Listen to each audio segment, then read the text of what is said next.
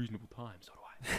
Well, they scheduled me to close last night like they usually do, and then open this morning because of, I guess, some of our morning bartenders took off. And I'm even like opening Tuesday morning, which is like usually I have blocked off for hype and stuff like that. Yeah.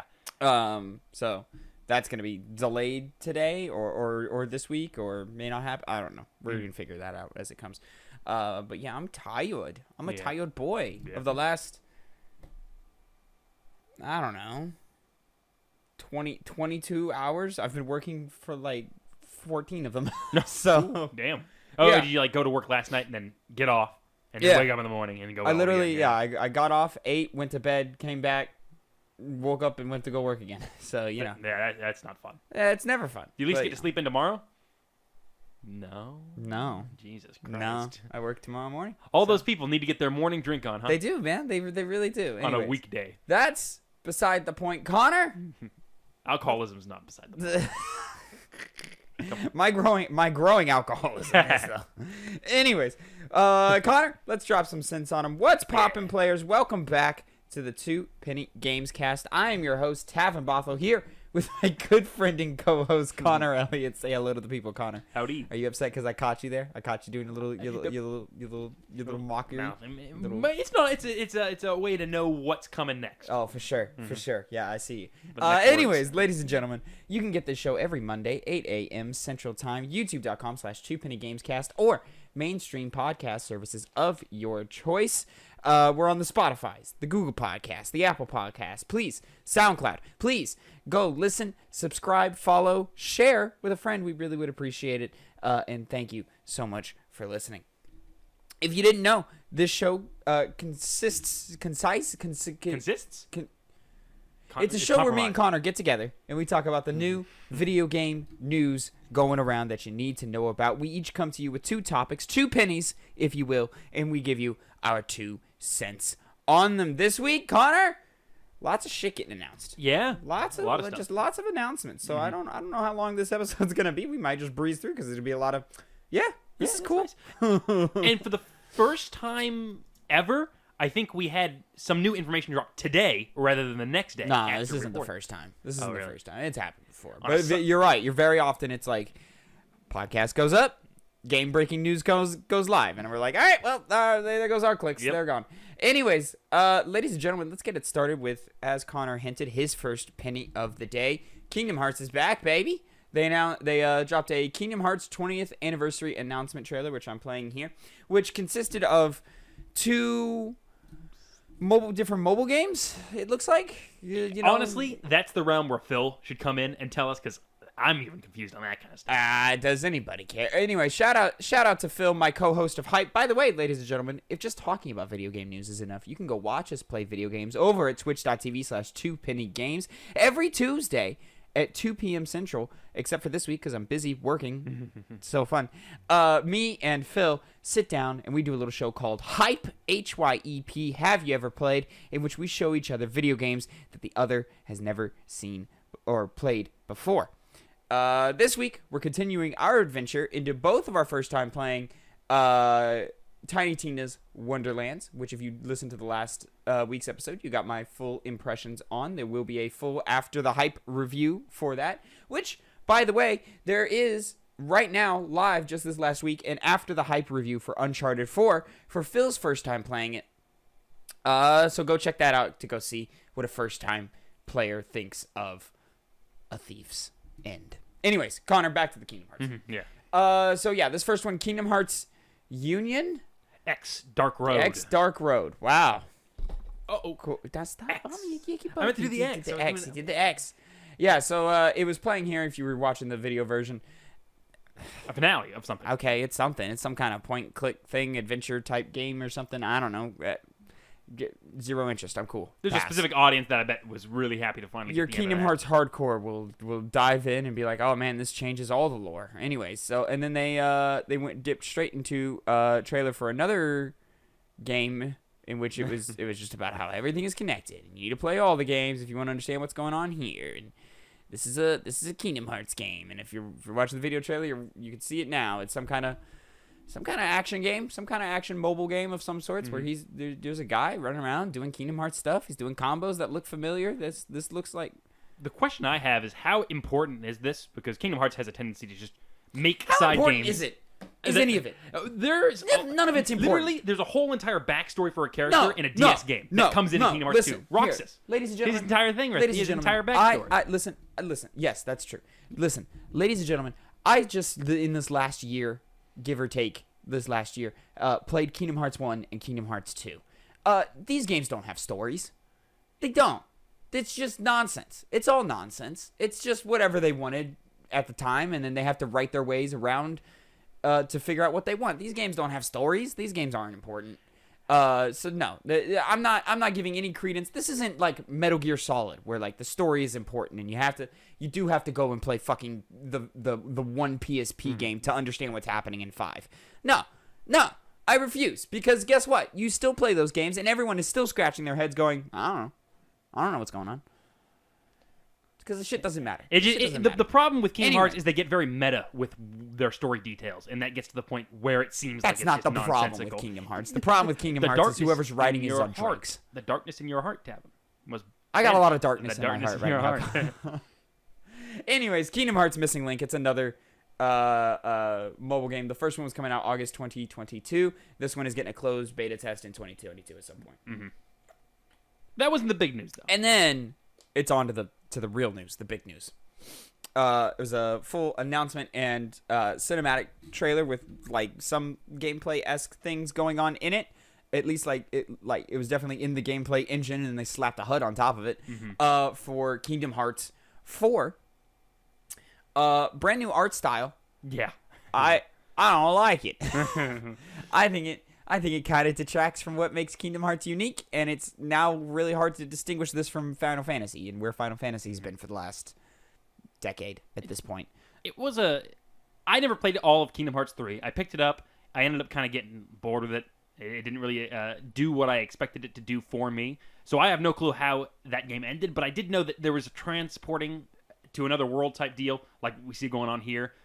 I'm clueless on the exact details. My thing is like Kingdom Hearts is a series in which your main guy Sora, that's your your player character. Mm-hmm. He's hanging out with Goofy, he's hanging out with Donald, he's hanging out with Mickey, and then they're just kind of planet hopping, from different Disney worlds and different original worlds as well, and they're just kind of going on their little adventures and stuff. Are we sure this art style is not just one world?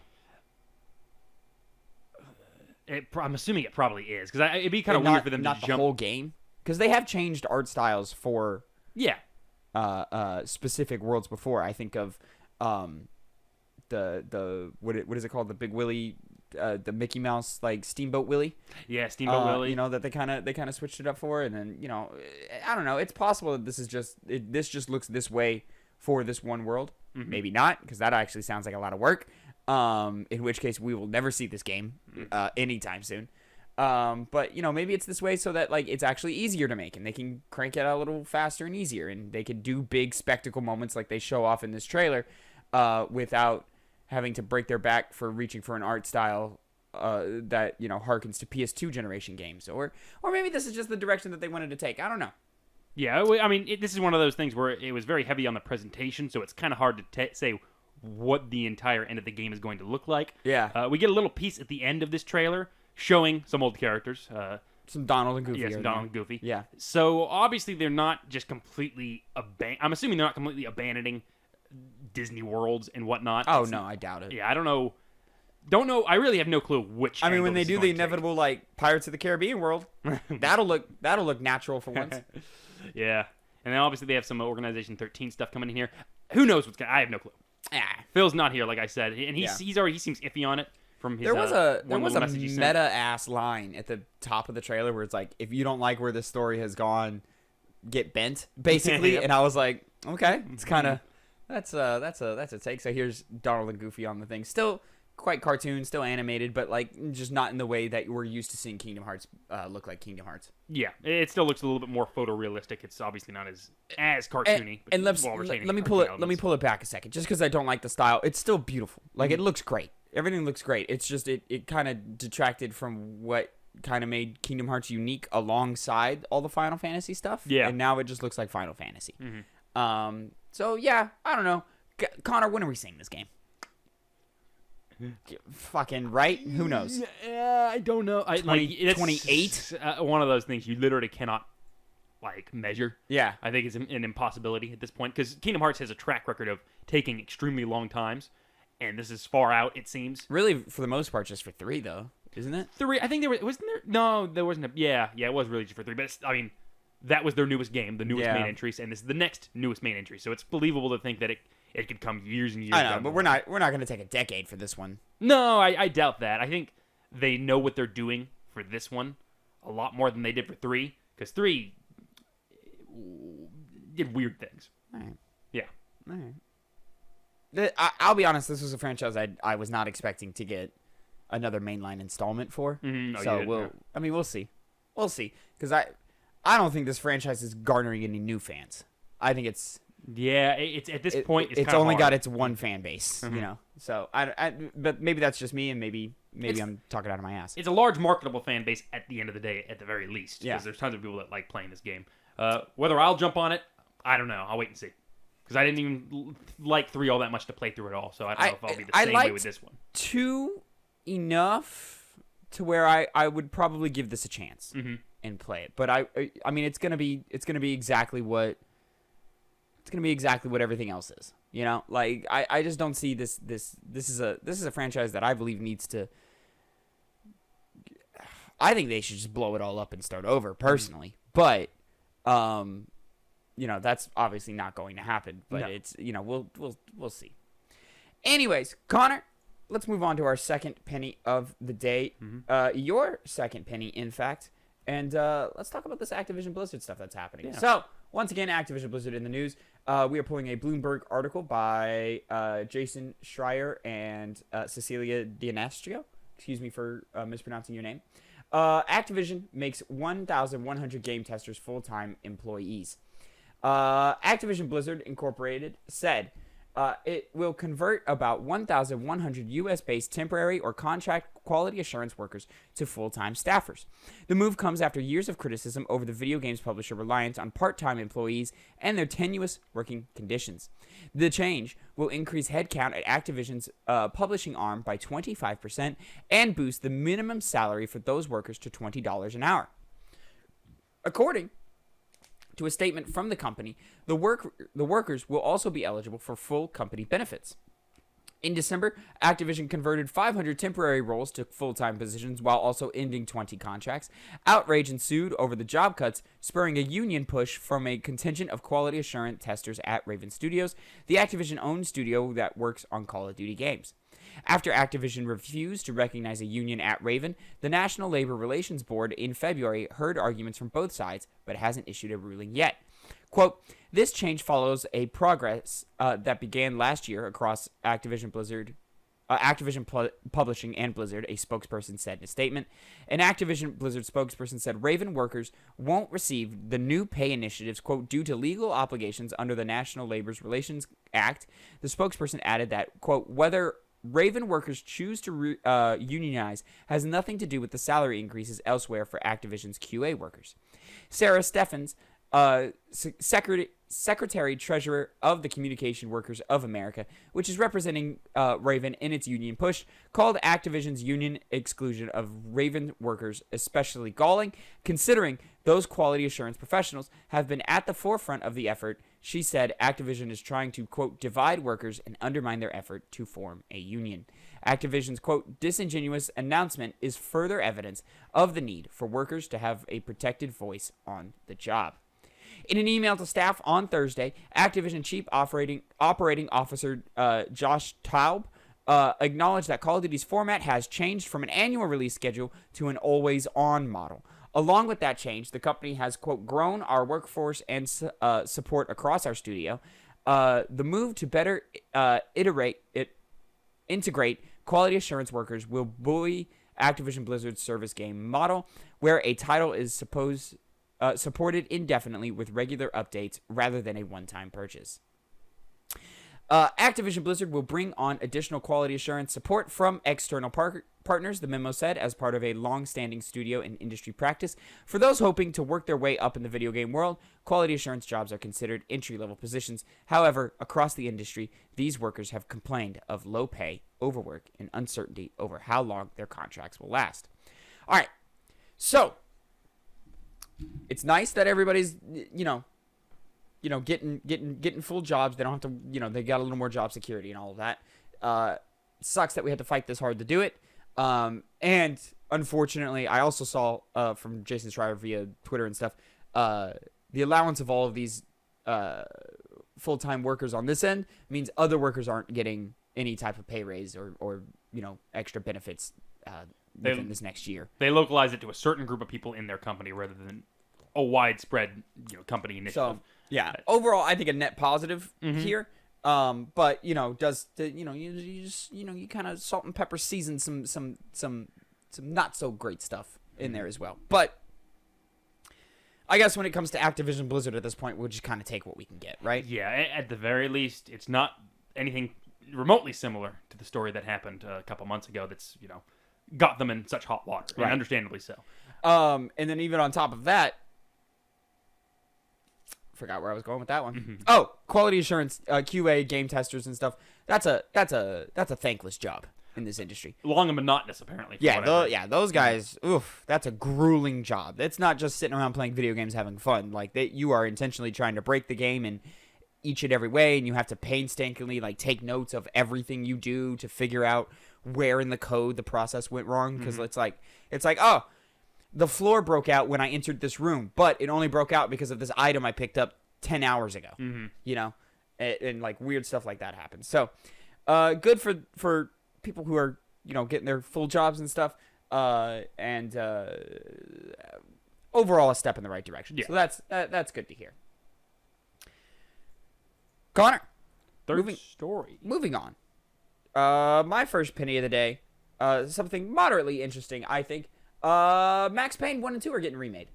So we are pulling an IGN article from Matt Kim. Remedy and Rockstar Games announced Max Payne 1 and 2 remake for PC, PS5, Xbox Series X. Remedy and Rockstar Games have announced that they will be remaking Max Payne and Max Payne 2, The Fall of Max Payne. In a surprise announcement, Remedy will work with Rockstar under a new publishing agreement to remake the first two Max Payne games for PC, PlayStation 5, and Xbox Series X and S. Remedy will handle development while Rockstar will finance the project, quote, which will be in line with a typical Remedy AAA game production. Lovely. The Max Payne remakes will also be developed on Remedy's Northlight game engine, the same engine used to develop Control and the upcoming Alan Wake 2. The original Max Payne games were also a result of a partnership between Remedy and Rockstar, with Remedy handling development and Rockstar publishing. Rockstar also handled the development of Max Payne 3. Quote, we were thrilled when our longtime friends at Remedy approached us about remaking the original Max Payne games, said Rockstar founder Sam Houser. Quote, we are massive fans of the work the Remedy team has created over the years, and we can't wait to play these new versions. Remedy CEO Tara Vertala added, quote, Max Payne has always held a special place in the hearts of everyone at Remedy, and we know the millions of fans worldwide feel the same. Vertella added that the team is excited to bring the story, action, and atmosphere of the original Max Payne games back to players in new ways. The project is sounding like a full remake, given it will be developed on Remedy's newest engine, and it will have a matching AAA budget. It's tantalizing to imagine the original Max Payne games built using the same engine as Control and Alan Wake 2. Remedy has had a successful run as of late with Game of the Year 2019 winner Control and new partnership with Epic Games for Alan Wake 2. Now Remedy will return to another beloved franchise with the Max Payne remakes. All right, so Remedy's on a roll here. Yeah. Yeah. And honestly, after having just played Max Payne 3, again, I played it back when it first came out, I'm super excited for this because I've never played the first two games. The third one is great, and even then, it's an outdated game in the sense that it came out back in, I think, 2009, 2010 or something like that. I believe a little later than that. Than that. Somewhere in there. But it still played great. So to actually have a modern version of a Max Payne game, specifically a remake of the first 2012 game or something. It's kind of hard to remember games released in that period of time for me. I don't know why. But I didn't play Control. You played it. You Loved loved it. the combat as well. Yeah. That's one of the great Great parts of game. it. So seeing that translated, or the eventual translation over to Max Payne 1 and 2, be really nice to see, because since I played Max Payne 3, and I know that Control kind of has the same kind of third-person style. You're not it's a shooter. third-person over-the-shoulder stuff, but it's it's more supernatural. You're doing a bunch. You got a bunch of powers and abilities and so forth. Almost played more like Infamous Second Son. Okay. In a lot of ways, but like really in its own way, like that game is I think incomparable to all. It's a little bit of this, a little bit of that, a little bit of that. Whereas like Max Payne is just like a shooter, and you're diving and you're jumping and you're doing your slow-mo bullet times and so forth. Yeah. I have only played 3, which was a Rockstar developed game. Never played 1 and 2. So this is exciting that we're getting this opportunity to experience those new games or those old games with a new. Not only a new coat of paint, but just a new foundation in terms of the gameplay and game engine and stuff, and that they're getting the full like AAA remake, sort of. I am struggling to reach for my vocabulary today. Let me tell you what, man. I'm a tired boy. Yep. Anyways, the full like foundation just being revamped here. Yeah. This is nothing but cool for me. I don't know if it pops up on like one of my like highly anticipated things or like all that, and with this just being an announcement and they're with how extensive it looks like they're remaking this, I don't expect this for quite a while. But it's cool that it's happening, and I'm excited that it's happening. Yeah. Something to just kind of keep an eye on for now. Yep. Looking forward to see how they stylize the first 2 games as a remake, because the style of Max Payne games is kind of what makes them. I imagine it's not going to be like 3 in any ways. No, I mean, like as you said before, Rockstar made that one, so Yeah. it makes sense that it's not the exact same. I also love that Remedy is taking control of these remakes and not Rockstar, because coming off the back of those GTA trilogy, you know. Yeah. Anyways, Let's not deal with that. let's not at all. Connor, Mm-hmm. moving on to our final topic of the day. Again, just breezing right through them because there's not a whole lot to say. So, my final penny. Crystal Dynamics announces the next Tomb Raider built in Unreal Engine 5, pulling a Verge article from Ash Parrish. Buried at the tail end of Epic Games' State of Unreal presentation was the news that Crystal Dynamics is working on a new entry in the Tomb Raider series. Tomb Raider launched. Okay, we don't need all that. Let's pull Tomb Raider's official announcement here from their Twitter here. Come on, Internet. Crystal Dynamics is incredibly excited about the future of Unreal and how it will help us take our storytelling to the next level. That's why we're proud to announce the next Tomb Raider game is being built in Unreal Engine 5.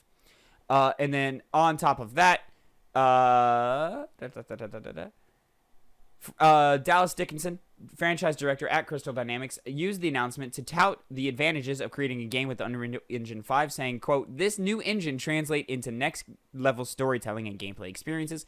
Crystal Dynamics isn't the only studio gushing about Unreal Engine 5. Developers from Gears of War maker The Coalition and The Witcher Studios' CD Projekt Red talked about how Unreal Engine 5 makes their development process easier. The Unreal Engine 5 presentation itself did have more than just slick, hyper-realistic trailers. At one point during the demo of Lyra, the new multiplayer shooter launched with Unreal Engine 5, the presenter got adorably excited about the game's stair generation capabilities. Tomb Raider turned 25 last year and celebrated by announcing that both Lara Croft and the Guardian of Light and Lara Croft and the Temple of Osiris will make their debut on the Nintendo Switch later this year. What an announcement for those 2 games. So, I have to ask you, I think I've asked you before, Uh-huh. Did you play Shadow of the Tomb Raider, or did you skip out on that one? I did like the first 2 hours, and I think it just hit at the wrong time, but also reviewers weren't like outwardly negative toward the game, but they weren't like gushing about it, like how we were all gushing about Rise of the Tomb Raider, even though that one got stepped on by the Fallout 4 release.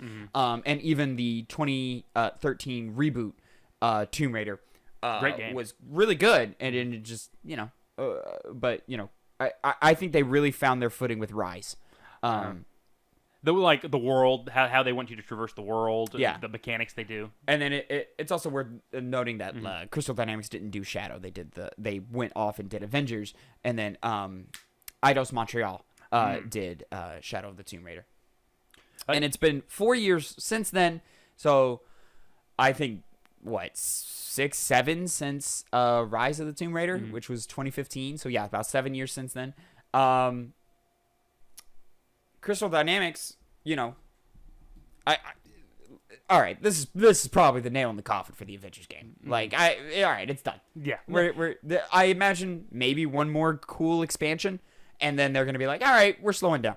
Yeah, that game didn't have the best life. Just didn't do it. Didn't hit the mark. Now, do you want this game to continue off what the other series left off on? I don't know. Like, I saw a quote saying they're looking to kind of connect what they were doing with this with the reboot franchise and sort of what the original series are, and to sort of like tie those together and have a more confident Lara Croft instead of one that was, you know, kind of fledgling in the beginning of her years and figuring it out. So like this one probably a lot more cool, confident, you know, chilling, maybe less survival based. I don't know. But at that point, like, what are we really doing here? You know, this is an IP that I thought was going to go away for a little while. Yeah, it really did seem like it was, okay, we made the games we wanted to do. The last one didn't do all that great in terms of reviews. Let's just do something else. Yeah. They did Avengers, but, you know, as you said before, I guess return to the well. But, like, you know, this is a series that just never really kicked off on any meaningful way. No. You know, and it's just interesting that we're continuing to return to this well. I'm down. I loved my time with the first 2 games so much that, yeah, sure, I'll go for another one of those, especially by these developers who are so good at, you know, story-based narrative adventures and action-adventure games and so forth. I think it is also, this announcement coming so, I don't expect this game for quite a while. I think this announcement is more to just get some goodwill under the Crystal Dynamics name again, because Avengers, unfortunately, kind of, you know, soiled that a little bit, but I think that a lot of that has to do with how Square Enix handled it. Yeah, I don't think Crystal Dynamics, I think they were kind of tossed around throughout that entire development process. I think so as well. And it's you know, I'm curious if that team is excited to go back to this. Or if they feel like, okay, all right, we got to go make this before we can go make what we want. And in that case, you're fucking, who knows? And if it does well, all right, well, now we got to make another one and another one. So I don't know if they were like excited to get back to this. I assume they're excited to get off the multiplayer games of service bandwagon. And so they're like, okay, cool. I came to this dev studio to make cool games with great stories. Now we're back on that. And I think there's enough room to be more unique than the last Tomb Raider games, to separate itself from them, to where, you know, maybe they don't have to be so upset about, if they are upset at all, going back to this new Tomb Raider. I think also from a development chance for change. Yeah, and kind of, you know, building off of what you said, this is a great opportunity for creative expression and taking new direction with the series and playing around with new ideas and mechanics and so forth. So who even knows what this is going to fully look like? Is it going to be more like what we've already had, or is it going to be more advanced than that? You know, we're dealing with, you know, next generation hardware, Unreal Engine 5, which has the whole industry super excited, and there's dozens and dozens of, you know, huge AAA studios working with it. And I think just overall, I think we're going to be in for a really good game. Yeah. I'm just curious if this is what the team wants. And if they're down, then they're down, and that's it. That's all that needs to be said, you know. But yeah, I'm just more shocked that it's happening than anything. This was the second most surprising thing. Did you ever play Rise of the Tomb Raider? No, I never did. That's why I asked about Shadow, because that was the last one that happened. Yeah. But Rise, I remember I didn't really have much money at the time, and I played Fallout 4. I was part of the reason why that game didn't do as well. Well, yeah, I didn't play Rise until it came to PlayStation a year later. You know. And it's a great game. It's one of the best Uncharted games. Yeah, that good by far. You know, it's really, really good. And what I played of Shadow wasn't bad. It just kind of turned me off, and I think it just hit at the wrong time. Yeah, for me personally. But you know, maybe it wasn't as great as I would have liked it or something. I don't know. I didn't play enough to have, you know, actual opinions about it. Anyways, ladies and gentlemen, that is it for the news. So we are about to jump into what we've been playing. Now, Connor, you know this, and the audience listening week to week probably knows this, but I've been playing some Lego Star Wars The Skywalker Saga. And we're going to have a full breakout review hitting It's already live on the channel by the time you're listening to this. So we're gonna break here from this. So thank you so much for listening to the Two Penny Gamescast. But don't go anywhere. We're still going. We're still doing things. It's just we're gonna jump straight into the Two Penny Games review of Lego Star Wars: The Skywalker Saga. What's poppin', players? Welcome back to a Two Penny Gamescast review, this time for Lego Star Wars The Skywalker Saga. I'm your host, Tavin Bothel, here with my good friend and co-host of the Two Penny Gamescast, Connor Elliott. Say hello to the people, Connor. Hi. Hello, Connor. Again. I've been playing some Lego Star Wars, The Skywalker Saga. I have not. You have not, but you're here for me, with me with this conversation right here for it. Connor, I'm going to keep it short and sweet, get right to the point. Lego Star Wars: The Skywalker Saga hits on everything a Lego fan wants and everything a Star Wars fan wants from a Lego game. This game, I think, is a great success. Pretty great. Is it, mind-blowing, your game of the year thing? Probably not, but still a really damn good game. And super fun and enjoyable and funny and just a blast to play. The perfect, I always describe it, games like this, the perfect crack open a beer after a long day at work and just fucking kick back and play some video games, baby. And this game is that. Not a hard game then. No, God no, God no. Yeah. Which is weird because the combat system is actually kind of deep. But it doesn't matter because you can kind of just button mash and run and gun and shoot your way through it. So, if you're a fan of Lego Star Wars games of old, and you kind of just haven't been paying attention to Lego games lately.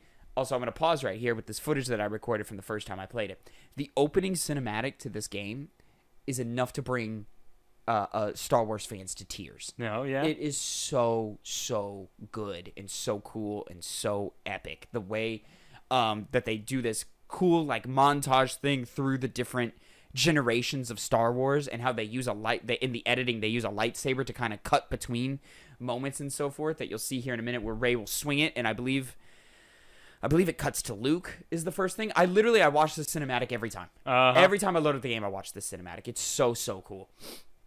Great use of music, great use of dialogue from the different games and so forth. And yeah, here it is right here. Bam! Yeah. Now we're in this moment, and it continues through that epic moment this whole time. Lego Star Wars: The Skywalker Saga. Surprisingly deep combat. There's combos and moves and combo breakers and things you can do. The whole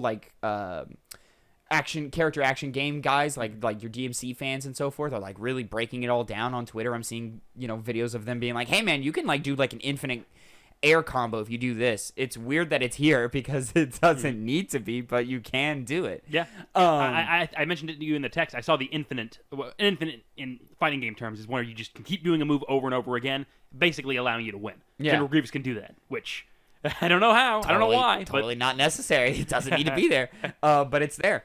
And then on top of that, there's all these real, not deep, but there's all these upgrade trees that you can go through and expand upon to it starts with some simple stuff with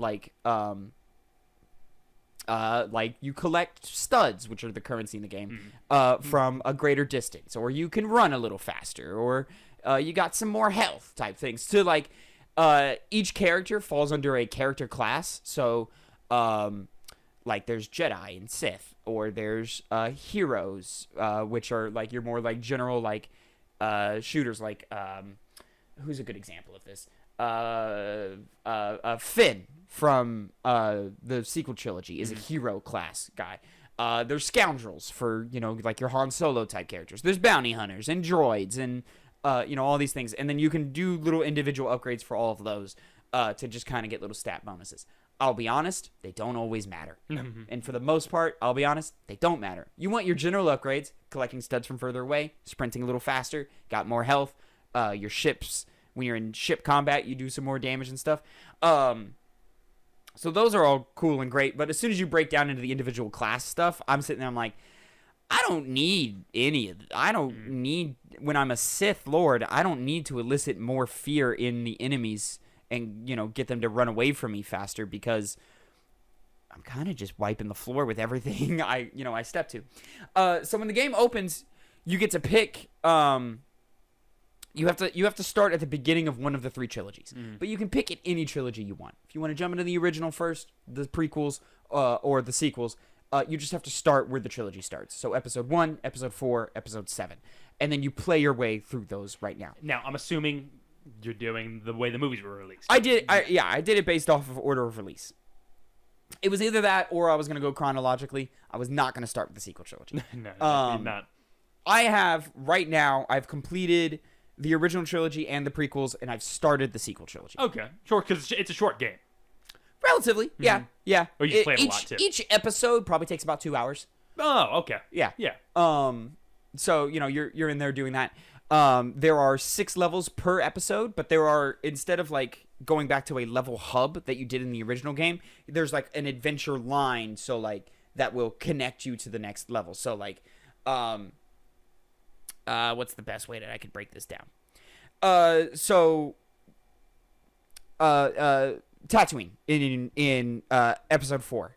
You start off playing as Luke, and you're like, okay, or rather, here's a better way to put it. So the opening that's playing right here of episode 4, you start playing as Leia and the 2 droids, and the 2 droids hop on, and that's the first level. The 2 droids hop on a it's funny, right? It's I was like, wait a second. This isn't right. Gotcha. Yeah, because I thought they were gonna do a joke about, hey, you're not supposed to be green, but then yeah. Boop, and I'll be honest, a lot of the humor is pretty good throughout. Like they do some good jokes, but sometimes the joke is just that characters are hitting each other, okay. and you're like, all right, this is for kids. So when the droids get on the escape pod, instead of going to a level select screen and going to the next level where you would pick up as Luke, you are R2-D2 and C-3PO traveling through the world, finding your way to Luke. Oh, okay. And then we'll play the next level and stuff like that. As a fan of the series, it is interesting to me what they choose to pick is a level and isn't a level. Mm-hmm. For example, the Death Star run in Episode 6 was a level in the original games, is not a level here. Oh, huh. Yeah, I think that's kind of strange. A lot of these episodes, you would think would end on a lightsaber duel battle. They don't. They don't always. Sometimes they do, sometimes they don't. Episode 3, for example, 6 levels. 5 of those 6 levels are lightsaber duels, battles, like boss fights. Okay. 1 is not. No, it just isn't. So, and what they kind of choose to be a level and not be a level, it's just kind of fascinating to me. I don't really have a critique of that. It's just kind of like, there's just a lot of moments where I'm like, okay, surely this is oh, it's not. Oh, it's literally just a 30-second cutscene. Mm-hmm. Oh, okay. Even though each level's like 2 hours, it takes like 2 hours to play, boy, they zoom through these fucking storylines. And I think that's just because gameplay eats up a lot of time. And what I do love, even on top of that, is it is clear to me that fans of the franchise are making this game because they even find room for references and moments for movies that are not involved in this. For example, here, this is the opening to episode 4.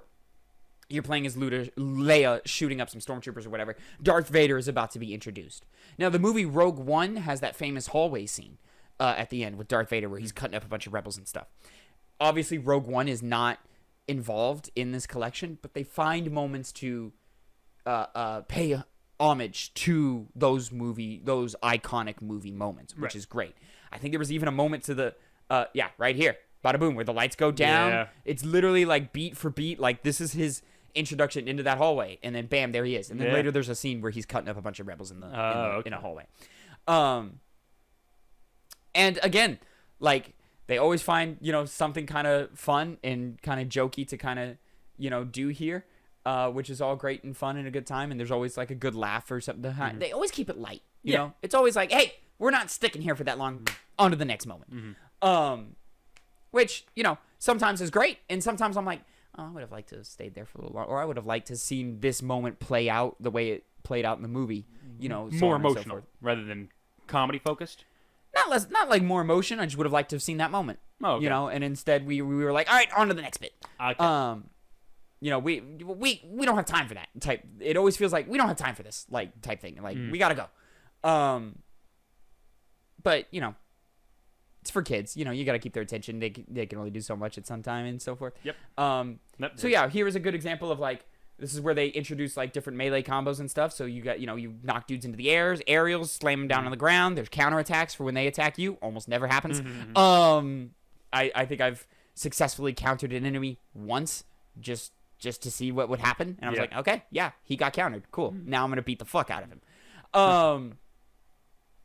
Yeah, like it's even to the point to where like you can get critical shots on enemies with the third person over the shooter gunplay like stuff. Like you hit their you shoot their helmet off, pops off, you hit him again, and it's critical damage. And I'm sitting, I'm like, there was no need for that. Like, why is that like that? But I'm glad that it's there. It's cool that it's there. Because it doesn't hamper any gameplay elements. No. It happens, and it's kind of what games do nowadays. So. I also think the game has a great visual language of, you jump into a world and you immediately know what's interactable. You immediately know what you can play with and what is fun and what can break and stuff and what can't. Which is all great. You're smashing up things, you're collecting your studs, you're getting your collectathon things going on. It's all just, I mean, what can you say, man? It's the best version of a Lego game we've ever had. Easy enough and accessible enough that, kids at the age of 2 could jump in and play. But, fun and exciting and keeps things fresh enough for, grown adults to enjoy and have fun as well. Yeah. If I were to have any real critiques at all, is there are times where I do wish that they kind of took more creative liberty with the difficulty of things. And what I mean by that is, I think specifically to the episode 5 Luke versus Vader fight. And I'm just gonna assume everybody has seen Star Wars here, so spoilers for all this. Sorry guys, it's been out for years. The movie's fucking 50 years old. The Luke versus Vader fight, in context, Luke should be getting his ass handed to him. And I wish it felt that way. There are multiple stages to the fight, and every time you transition from one stage to another, a cutscene plays, and Luke is getting his butt handed to him in that cutscene. But in gameplay, you feel like you're smacking the crap out of Darth Vader. You know what I'm saying? Yeah, I know exactly what you mean. So, like, I kind of wish it didn't feel like I was smacking the crap out of Darth Vader. But at the same time, I have to sit back and be like, this game's not for me. This isn't The Last of Us. This isn't, like... It's a Lego game. It's a Lego game. Yeah. This is for children. Like the child is not going to have fun if it feels like they're getting beat up. Yeah. Here's that hallway moment that I was talking about. So, who am I? So I kind of put that to the side. One real critique that I do have, though, is the co-op system. I do not think was well thought out. Now, as you could probably tell, Connor, they've put a more emphasis on cinematic storytelling than they have in the past here, just with these openings and so forth and all the cutscenes and stuff playing. And that translates into big set piece moments as well. For example, the episode 3 Obi-Wan versus Anakin fight at the end. There's, that iconic moment where they're both climbing the tower and they're, battling each other and stuff. Anakin is not playable in that moment like he was in the original game. Instead, the player 1 is Obi-Wan and player 2 is either C-3PO or R2-D2. And so when Obi-Wan and Anakin are hopping from platform to platform fighting each other, C-3PO is just kind of hanging out on a floating platform watching. So I'm not playing this game co-op. I'm playing it single player, but I saw this moment play out for a guy who was playing with his kid, and he was like, I let my kid be Obi-Wan, and then I sat there and watched him play the game, and I was like, this is kind of lame. Yeah. And they don't really have any way to balance it to make you both be active in that fight and, up the difficulty. I mean, you did back in the day. You had one guy play Anakin, and you had one guy play Obi-Wan, and you still had to work together to get through the level, and then you fought at the end. And it's just kind of interesting the choices that they made in that. There's also no online co-op, which I think is a missed opportunity. Yeah, why wouldn't? Yeah, I think we are well beyond the day and age where people are sitting on the same couch together. Granted, this is meant for you to play with your kid, and have their first video game experience, and it's a great opportunity for that. Absolutely, this is a game that I could take over to my sisters, and me and my nephew are going to play, and I'm going to introduce him to Star Wars this way. Yeah, you're not arguing for them to take out couch co-op because it's no, absolutely keep that. No, that's necessary. Like that is absolutely necessary. My thing is like, why couldn't we do some online play as well? Like, why can't I have you or Phil loaded up and appease me for a little while we do a little Lego Star Wars, for an afternoon or whatever. So there's that. And then I had another critique, but I can't remember off the top of my head right now. But yeah, I'm thoroughly having a really, really good time with this, man. It's just enjoyable from stem to stern. The jokes really are quite funny. And even when they're not, they move at a quick enough pace, and the jokes are coming at you so fast that you've already forgotten all the like moments where you're like, all right, that's not funny. They give you a lot of quantity to just kind of bypass any lack of quality in certain jokes. Yeah. And then even in moments where they're like, hey, we unfortunately need to have the characters talk here, like when Obi-Wan and Luke recruit Han in the Mos Eisley Cantina. They have things going on in the background that are like you can go and like look at and pay attention to, and it's like some shenanigans happening in the background that you can point and laugh at, and that a kid can be like, ha, look at that. That's what it was. There were moments where the game does the classic third-person action-adventure thing where you stop and talk to your characters so that the narrative can happen. That's strange. There are moments where it can happen, and usually they balance it out pretty well by like either keeping it really, really short or having something going on in the background that's funny. Or, having some jokes in the dialogue themselves. Everything is voice acted, by the way. All new voice actors and recordings and all that, which is great. Love it all. It's been the standard for a little while now, hasn't it? It has been the standard, but like sometimes when they do the movie tie-in stuff, they'll use lines from the movie. For example, the Lego Force Awakens game used lines for the movie and then had supplementary actors come in and fill in voice lines to connect things that didn't connect because they didn't have a line from the movie. So it would be like, that's Harrison Ford. Oh, that's no longer Harrison Ford. Yeah. And even for levels that are being repeated and we've seen up to 3 different times now, for example, the final fight in Episode 6 has been done in the original game, in Star Wars The Force Awakens, and in this. And it's different every time. And it's cool that they're able to keep it up and keep it fresh and even come up with new jokes for the same scenes again and again and again. Yeah. All of that's great. There's great running jokes running throughout all of the games. For example, Anakin's got this little teddy bear that he's had from a child. He keeps holding on to this teddy bear, and whenever like Padme's in the room, he hides the teddy bear because he's nervous or whatever, and and then that teddy bear will pop up in Episode 7. And you're like, oh, look, that's the same fucking teddy bear. Look cute, whatever. Or whenever a Sith Lord character goes to like shoot some lightning out of their hands, they're gonna shoot. They pull out little toy lightning bolts that don't do anything as a joke, and they go, that's pretty funny. And then they go, okay, enough of that. And then they shoot real lightning. All that's great and fun. My critique about the stop and talking and walking for the characters to do it. Sometimes they keep it short or they keep it entertaining to have, like, they'll have a joke going or whatever. But sometimes it's really just we're really just telling the story of this Star Wars episode that wasn't well told in the beginning, but we're really just talking.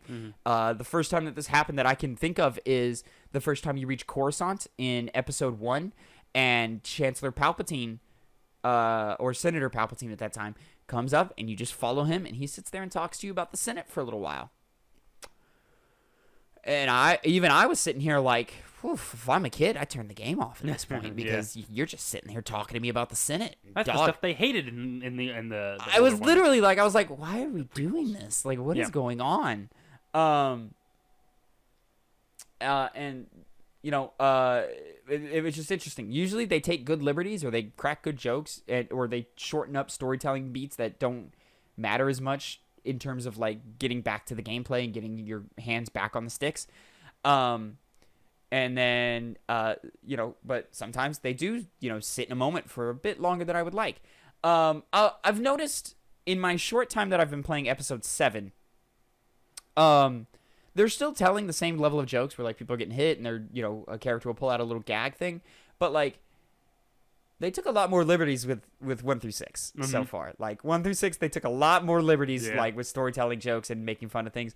7 seems pretty by the numbers so far. And I wonder if that's because they were like, hey man, these are our movies. Don't make fun of our movies that way. So I'm expecting 8 and 9, which I would think would be prime real estate for moments to be like spoilers for Episode 8, Episode 9.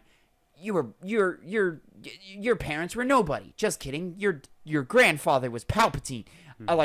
That's prime real estate for a. Are you sure? Mm-hmm. Are you like? Are you just kind of making this up as you go along? No, it's for real. Like something like that, which would be funny. But I have a sneaking suspicion they're not going to do that. Nope.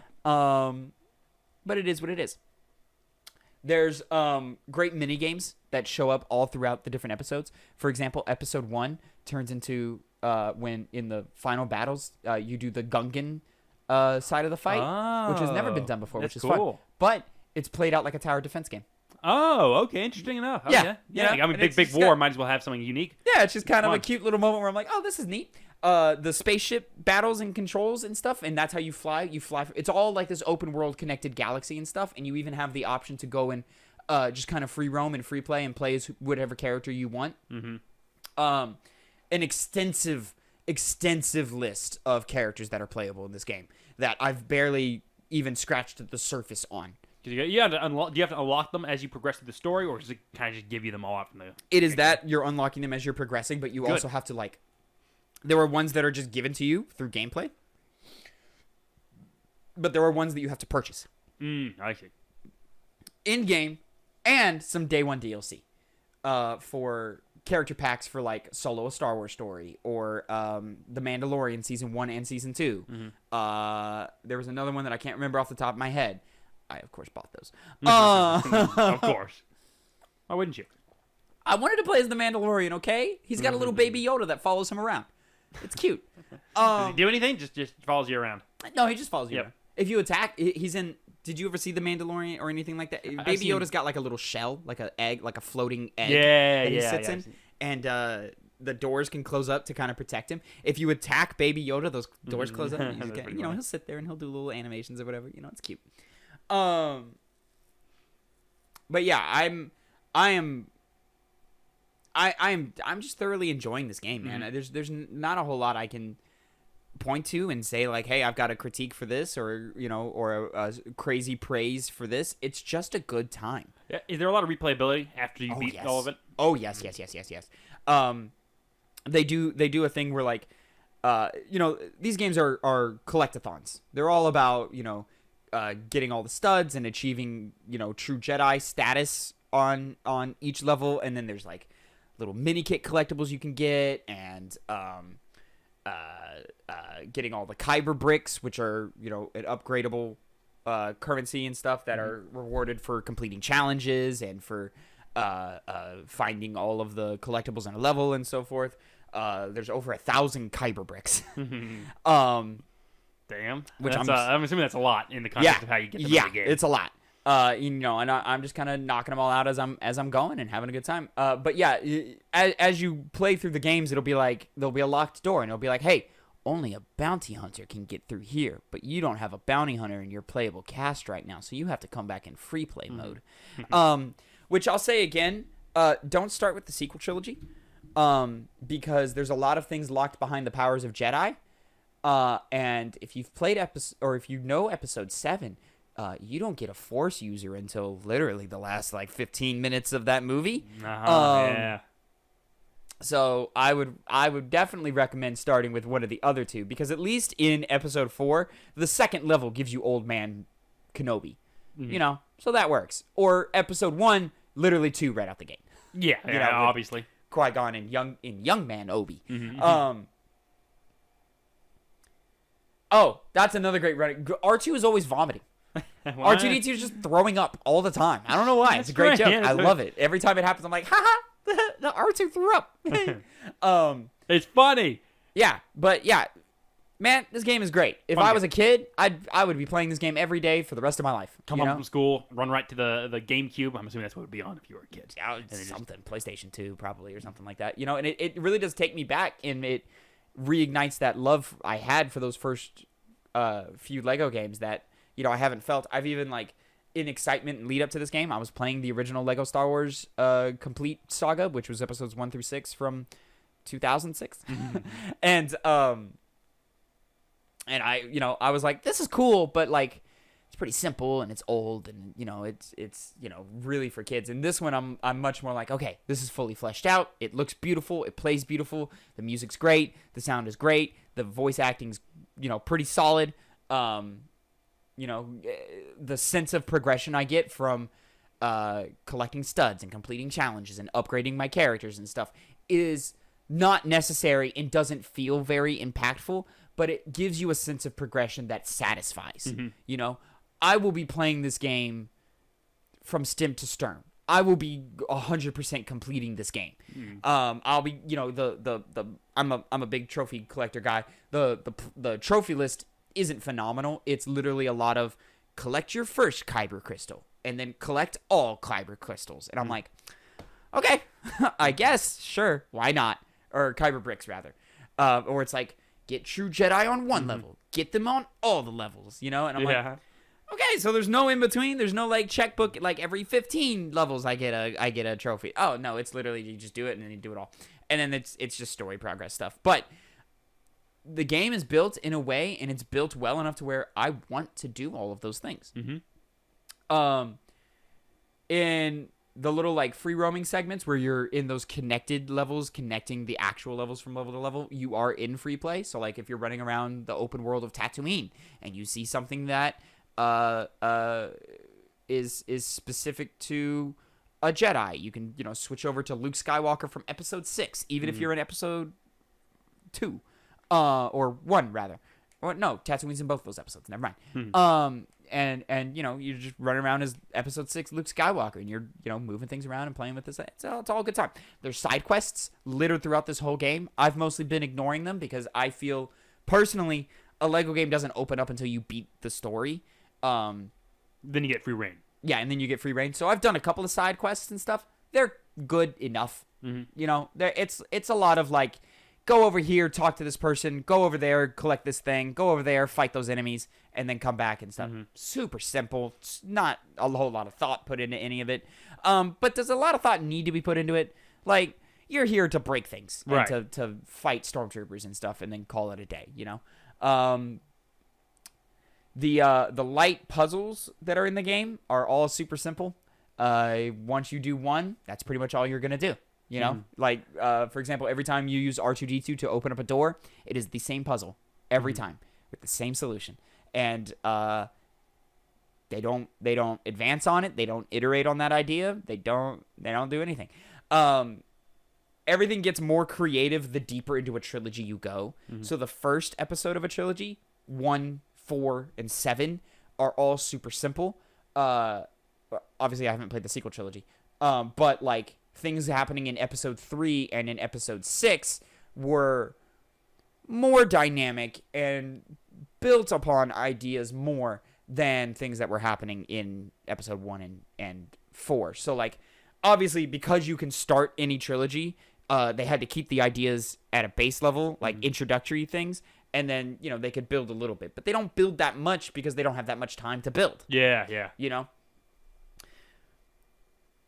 But like, at the same time, it's for fucking 4-year-olds, dude. Like, so like, did you really want super advanced mechanics and so forth? Just every time I'm like, oh, this is pretty simple and getting kind of tedious and boring, I also go, shut up, Tavin, you're playing a Lego game. The simplicity is the selling point of Star Wars. Exactly. And just the breadth of content here is great. Absolutely worth a full asking price. Absolutely worth the time it takes. Like, it's just fun, and you're just running around breaking things, collecting studs, getting out there, and like, everything is just built so in a way to where everything is satisfying. You're flying around, you're breaking things. The sound effect that plays when you break things sounds good. It makes you want to break more things. When you pick up studs, the sound effect for picking up studs makes you want to pick up more studs. It's nice. Huh? You know the little clink noise? Yeah, it's a little. Yeah. When you build things and it goes, you feel good. It just all feels good. Sound design's good in this game. Oh, it's so good. Sound design is so good, Connor. Game of the Year contender award contender for that kind of category. I think so. Yeah, I can see that easily as well. Yeah. And then, in terms of like the Keeleys or whatever, this will be in the best family game, best co-op, whatever. It'll win. It'll probably win best family game unless Nintendo does something exciting this year. Breath of the Wild 2 with co-op. Maybe Kirby. I don't know. I think it should go to this, though. Does the new Kirby game have co-op? No. As far as I know, it doesn't. Yeah. I don't think it does. I don't know.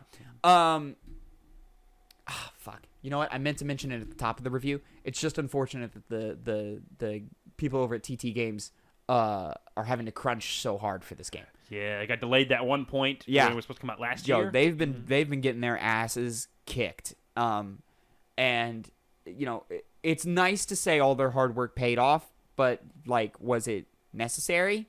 I don't know. I don't think so. Is it ever necessary? I don't think so. So congratulations to the team for delivering on such a great game. Sorry you had to, not see your families in order to deliver upon this game. But idiots like me, super happy. We like it a lot. Yeah. So thanks for that. That guy. Obi-Wan's here. Oh yeah. Anyways, Connor, do you have any questions about anything we've seen so far? Not really. I mean, like, I know what a Lego game entails. Yeah. And it looks good. It looks fun. It's exactly what you think. Nice looking, pleasant looking. Just done the best it's ever been. Yeah. Absolutely, worth your time, worth your money, worth go give them the $60, $70, whatever it was. Mm-hmm. It's a good time. Whatever it was, you bought it. You'll have a good time. You're gonna have a good time. Did I touch on the space battles? Space combat plays a lot like combat in Star Wars Battlefront 2. Okay. Not as deep. Like, you're not controlling your speed really, like you were in that game. It's really just kind of boost or don't boost. Don't boost. Yeah. But and then sometimes it feels like you're just kind of they do that thing where like your target is here, but like they'll put like a secondary dot here, be like, hey man, if you shoot here, then by the time your bullet hits them, or your bullet gets to them, it'll actually hit them and so far. So it's not making it spend too much time on aiming, more just traversing the level, traversing the space. It's a lot to get. It's a lot about getting from place to place and collecting more things, and there's like side quests to do within the space combat and so forth, and traveling in the open world, which, like, I'm not gonna lie, as a longtime Star Wars fan, it's fun to pull off to get off of Tatooine and go to Alderaan, or not Alderaan, Naboo rather, or to pull away from Naboo and go to Mustafar and then go to Jakku and then get like, it's fun to visit these places and explore and run around and do the things that I've always wanted to do. This is a great game. It's a great Lego game. It's a great Star Wars game. Yeah. I'm having a blast. I don't know if they have the character creator in this game or not, because I don't know if I've unlocked it or if not. I'm just kind of playing through the story and enjoying myself so far, and I'm just going to continue to keep playing and dump dozens and dozens of hours into it, Might as well. Because it's just so easy to just pick up and play and mindless, fun. It's really just fun. And yeah, I don't think this is going to be my game of the year by any means, even though for me, this year has not been phenomenal so far. There's been phenomenal games that have come out, but like, it just hasn't been hitting me. This one has hit me quite well, so this game will rank quite high. And based off of just the breadth of content and the amount of content offered here, there's an argument to be made it could beat Sifu out, but at the same time, Sifu was such solid combat systems and so forth that I enjoyed, and the challenge of overcoming all of those bosses and so forth, that, like, there's a lot of that. This is a great joke. I've seen that on Twitter. Yeah, where, Luke goes, how did my father die? And Obi-Wan goes, ooh, we don't want to talk about that. Yep. They bring back, quite often, they bring back voice actors from the old animated Clone Wars cartoon, nice. which I appreciate, because to me, those, like, the Anakin Skywalker voice actor is Anakin Skywalker to me. Yeah. Over Hayden Christensen or something. But yeah. I don't really have anything to say, man. Lego Star Wars The Skywalker Saga is a great game. You should go play it. And I think we're just going to go leave it at that. Yeah. Ladies and gentlemen, that has been another Two Penny Gamescast review. Thank you so much for watching and listening. Do know that this review is tied to the end of Two Penny Gamescast episode 89, which you can find at youtube.com/2pennygamescast or mainstream podcast services of your choice, SoundCloud, Spotify, Google Podcast, Apple Podcast. Please like, share, subscribe. We really do appreciate it. If just talking about video games is enough, you want to watch us play video games live, hop on over to twitch.tv/2pennygames, where I've been playing Lego Star Wars The Skywalker Saga all freaking week, and I'm having a great time. Or Tuesday, 2 p.m. Central Time. You can go and watch me and my good buddy Phil sit down and play some Tiny Tina's Wonderland for our show Hype. Have You Ever Played? In which one of us shows the other a game we've never played before. And we're working our way through Wonderlands right now. And soon we'll be taking on that there Sly Cooper. Just keep an eye out for that. There is a After the Hype review for Uncharted 4 that just came out this last week. Please go check that out. Go see how Phil reacted to the first ever playthrough of Uncharted 4, A Thief's End. But until next time, have a great time. And Connor, say goodbye to the people. Goodbye.